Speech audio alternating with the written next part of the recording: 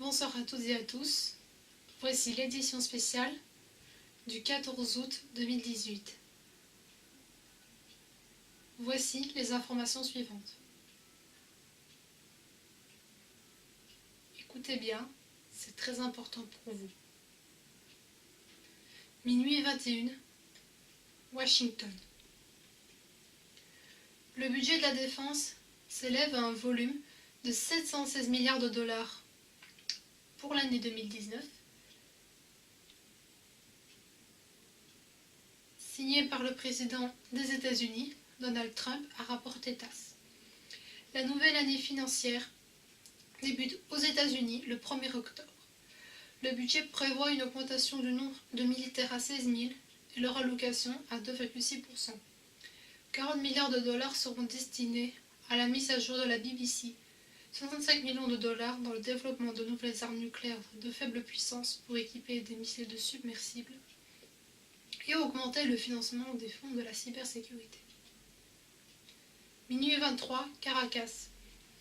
La marche de soutien au président du Venezuela, Nicolás Maduro, a été tenue par un unique parti socialiste du Venezuela, annonçait TASS. Les membres du parti ont décidé de réaliser cette action afin de faire preuve de solidarité avec leur leader et d'exprimer l'indignation en raison de la récente tentative d'assassinat sur lui. Le Venezuela veut la paix et ne tolère aucune manifestation de violence, selon le Twitter du parti. Rappelons que le 4 août, c'est avec l'aide d'un radar sans pilote qu'a été commis l'attentat sur la personne de Nicolás Maduro. 8h36, Moscou. L'île de Malte, l'Espagne et l'Italie ne lanceront pas dans leur port de navires de sauvetage pour l'Aquarius qui contient 140 migrants à bord, ont annoncé les représentants de l'organisation humanitaire internationale Médecins sans frontières, citée par la chaîne de télévision Russie 24. Médecins sans frontières a demandé au président des pays européens d'ouvrir le port le plus proche pour le débarquement des clandestins. À l'heure actuelle, le vaisseau sauvait des gens à la dérive entre l'Italie et Malte en Méditerranée. Plus proche de lui, le port d'Espagne, d'Italie et de Malte. Cependant, aucun de ces pays n'a accepté de prendre les migrants. Rappelons que le navire Aquarius est venu en aide aux personnes en détresse qui étaient entrées en Europe sur le bois et le caoutchouc de la navigation de plaisance sur la mer. Le 11 juin, dans le même genre de situation que l'Espagne, a été tolérée dans l'eau Aquarius avec 629 migrants à bord, dont 123 mineurs, non accompagnés par un adulte, 11 enfants et 7 femmes enceintes. Les dirigeants de Malte et de l'Italie ont refusé d'accepter des réfugiés. 9h29, Caracas. À propos de la volonté du pays à la réforme monétaire, a annoncé le chef de Venezuela Nicolás Maduro à l'antenne de la chaîne de télévision d'État. Nous sommes préparés dans la technique politique institutionnelle, mais aussi financièrement à la réforme du 20 août, pour commencer une nouvelle trésorerie en cours. Je demande le soutien de l'ensemble du pays. Je déclare le 20 août jour de congé, a déclaré le président dans un discours. Dans son discours, Maduro a souligné la promotion du Venezuela à la reprise économique de la crise, la normalisation et la stabilité de la situation financière dans la République bolivarienne du Venezuela. 11h21, Brazzaville. Le nombre de malades du virus mortel de fièvre hémorragique du virus Ebola a atteint 115 personnes, ont déclaré au ministère de la Santé du Congo sur sa page Facebook, transmet RIA Novosti. Selon les informations de l'Office, la RDC a déjà enregistré 57 cas d'infection du virus Ebola. Parmi eux, 30 confirmés cliniquement et 27 non possibles. En outre, a été fixé 58 cas de suspicion du virus. Rappelons que le 8 août, les experts de l'Organisation mondiale de la santé ont enregistré au Congo une ordinaire flambée du virus Ebola. Le taux de mortalité atteint 90%. La situation dans la République est également aggravée par la pénurie de médicaments et des recherches en cours dans le pays des hostilités.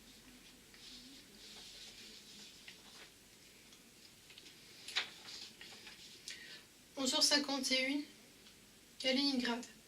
À la frontière de la région de Kaliningrad et de la Pologne sont éparpillées une grande file d'attente en raison d'une protestation organisée par des employés polonais, transmet l'édition MK Kaliningrad. Sur le point de contrôle Mamonov de Geotki, la file d'attente s'est formée en raison de la grève des douaniers polonais.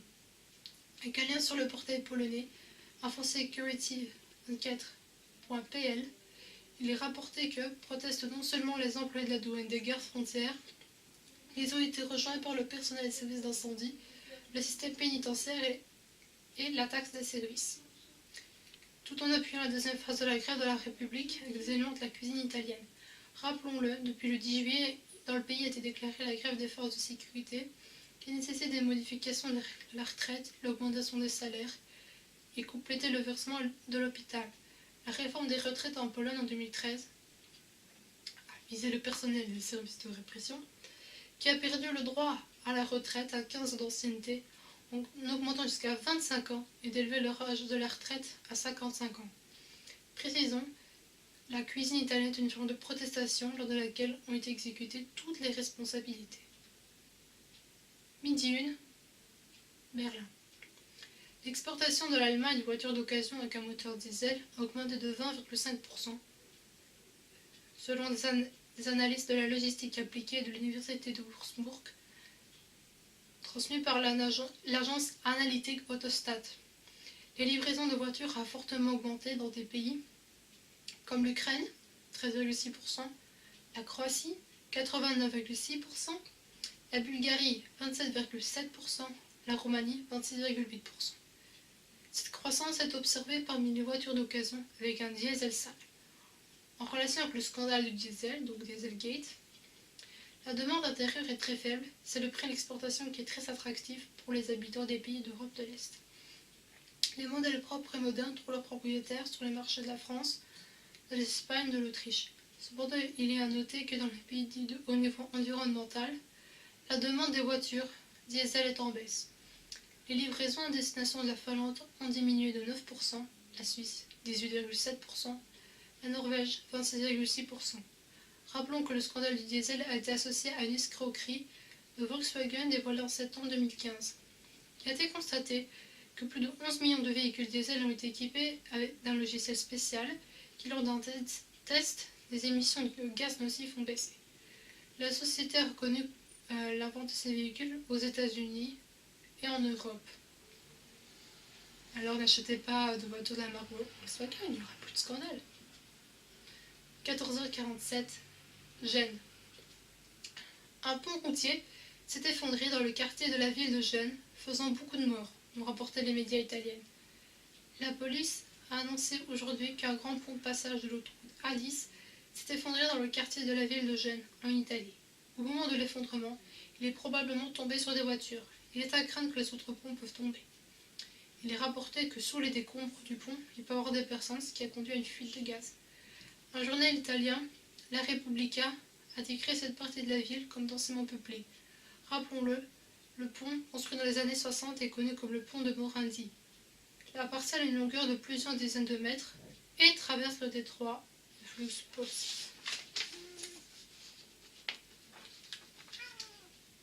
15h57, Melbourne. Tous les musulmans, bien sûr, ne sont pas des terroristes, mais tous les terroristes d'aujourd'hui sont des musulmans. Donc, qui veut pour ici devenir un migrant de plus? Une telle déclaration a été faite en Australie par le sénateur Hennig, représentant de l'État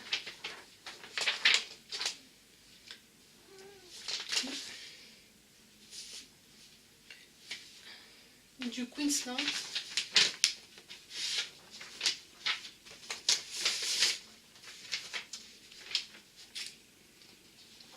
Aujourd'hui, a déclaré sur son site de journal The Age.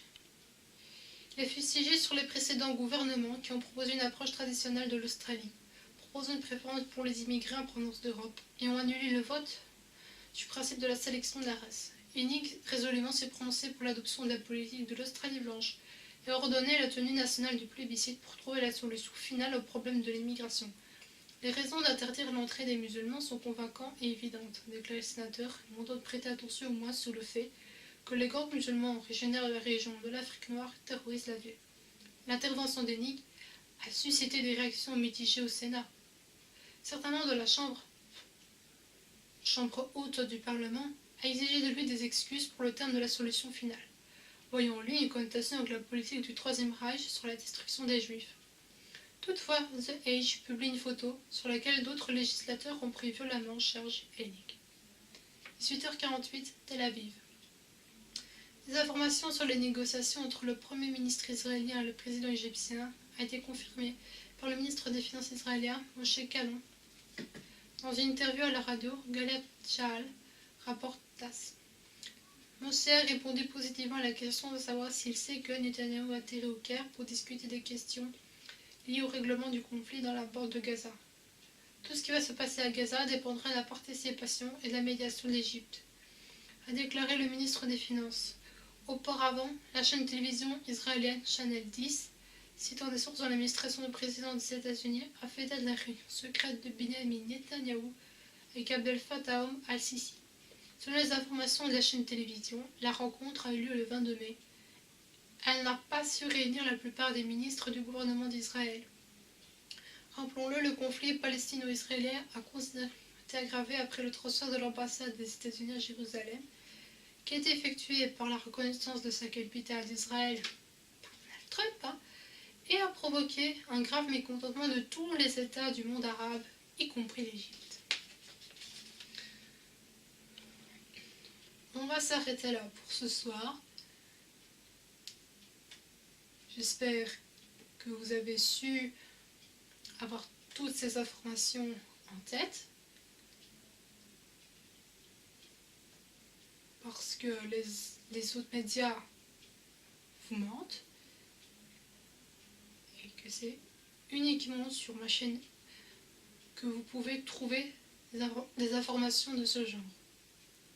Si vous voulez d'autres vidéos, n'hésitez pas à vous abonner à ma chaîne. Et dans l'attente d'une prochaine vidéo, je vous dis à demain.